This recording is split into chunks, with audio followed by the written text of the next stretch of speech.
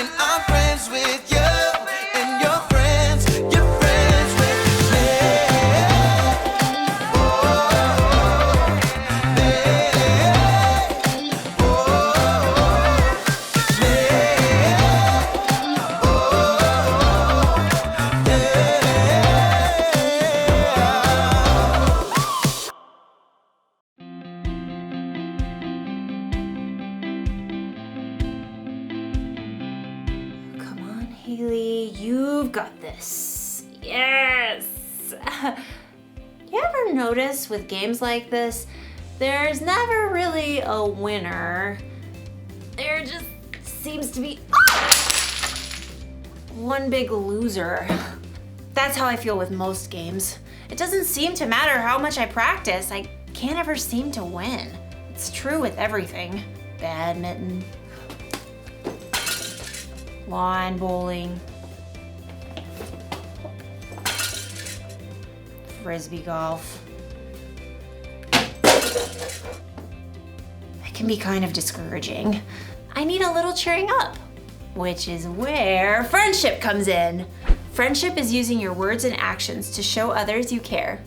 Sometimes it helps to have friends around to kind of be like cheerleaders. Come on, Haley, hit that birdie over the net all the way to Camp Birdie. You've got this, Haley. Concentrate. Concentrate. Okay. Yeah! Woo! I knew you could do it. Woo! A little encouragement goes a long way. And in today's story, you'll learn about two guys whose friendship was built on encouragement.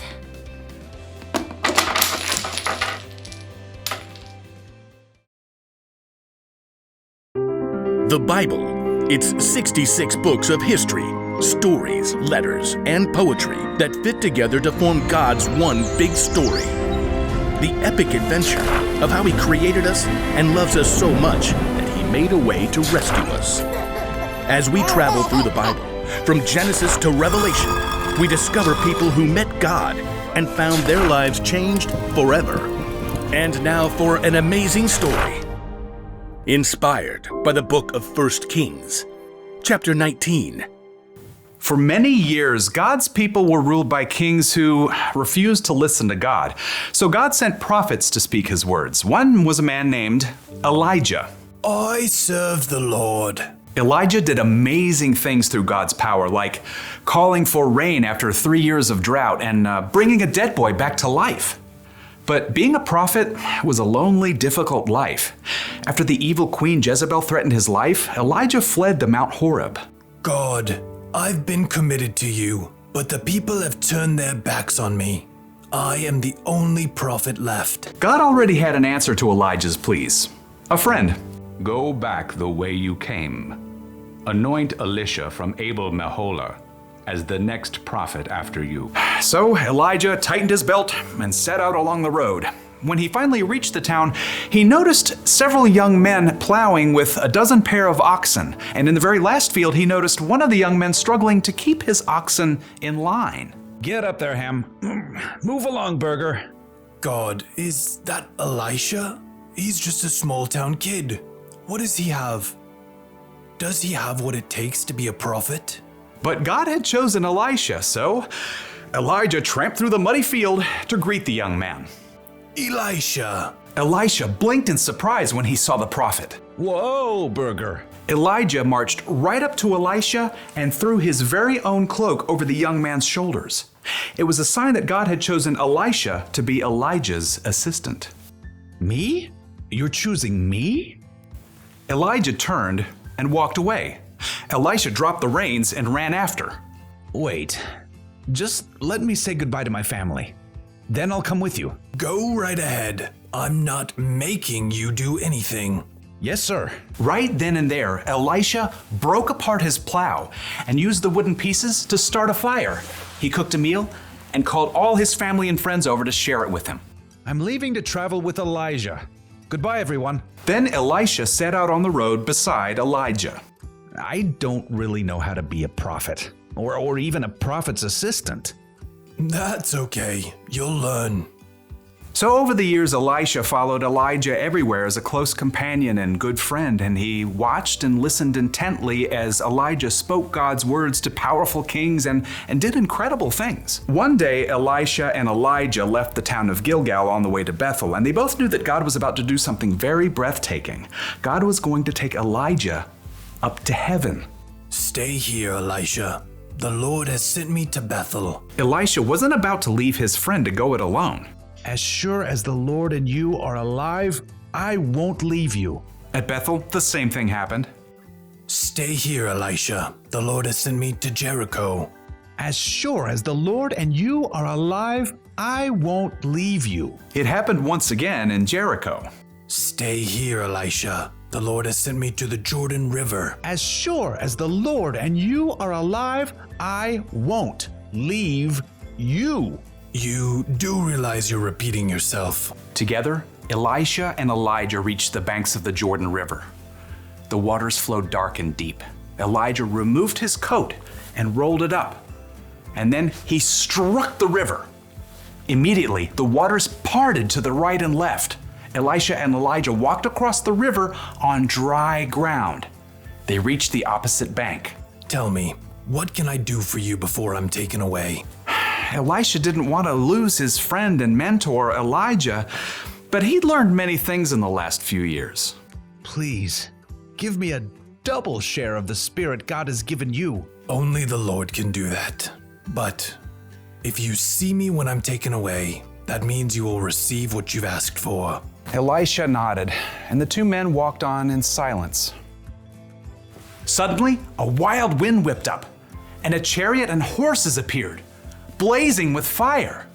Elijah. The flaming chariot flew down right between the two men. It caught up Elijah and carried him up to heaven, driven by a strong wind. Elijah, you are like a father to me. Elisha stared into the sky until the last breath of wind and the final hint of flame were gone. Then, in great sorrow, he tore his own clothes. My best friend is gone. Glancing down at the ground, he saw Elijah's coat. Carefully, he picked it up. I wonder. Elisha hurried back to the bank of the Jordan River. Again, the water flowed hard and fast. On the opposite bank, a group of prophets from Jericho watched. Look, there's Elisha. But where's Elijah? Across the river, Elisha twisted up Elijah's coat. He called out in a loud voice, Where is the power of the Lord? Where is the power of the God of Elijah? Then Elisha struck the water just as Elijah had done. And just like what happened before, the waters parted to the right and left. The prophets from Jericho stared in amazement as Elisha crossed the river on dry land. The Spirit God gave to Elijah has been given to Elisha. It was true. Elisha had been faithful to follow and learn from Elijah for many years, and now God's Spirit was with Elisha just as it had been with his friend. One way to be a good friend is to just be there when they need you. Look at today's story. Elisha was there for Elijah right to the very end. And even after he died, Elijah's spirit was with Elisha. Now, I don't know exactly how Elijah's spirit was with Elijah, but it sounds pretty cool. Jesus said God would send a friend to always be there for us. The Holy Spirit is the ultimate friend. He gives you wisdom when you're confused, strength when you're feeling weak, and encouragement when you need it the most. That's the kind of friend we should be. You can cheer your friend on when they play sports, or even if they have an audition, or a hard test. You can give someone a shoulder to cry on when they've had a rough day or when something sad happens. Sometimes it's best not to say anything and to just be there for your friend. Just think of how you'd like someone to encourage you if you felt that way. So here's the one thing to remember today. Friends encourage one another.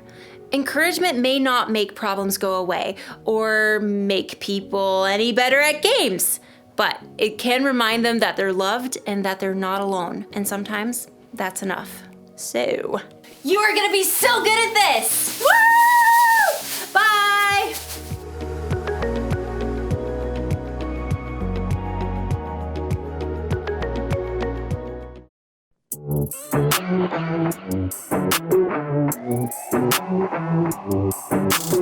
Jesus, you have been so faithful. Jesus, you have been so true. I will be forever thankful, 'cause I never had a friend like you. Help me to be who you've been to me, to everyone I see. Let us love one another with a love like no other yet. That's the way you love us, God. Never turn away, you are with us every day.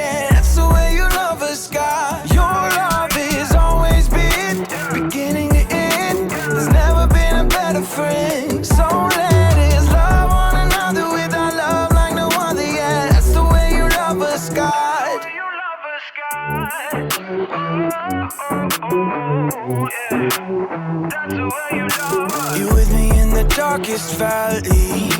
You're with me on the mountaintop. I'm thankful that you never leave me, and that your love will never stop. Help me to be who you've been to me, to everyone I see. Let us love one another with a love like no other, yeah. That's the way you love us, God. Never turn away, you are with us every day, yeah. That's the way you love us, God. Your love is always been beginning and end. There's never been a better friend. So let us love one another with our love like no other, yeah. That's the way you love us, God. I wanna thank you for being a friend who's always by my side. I wanna thank you for the way you love me all my life. I wanna thank you for being a friend who's always by my side. I wanna thank you for the way you love me all my life. Love one another with a love like no other, yeah. That's the way you love us, God. Never turn away, you are with us every day, yeah. That's the way you love us, God. Your love is always been beginning and end. There's never been a better friend. So let us love one another with our love like no other, yeah. That's the way you love us, God.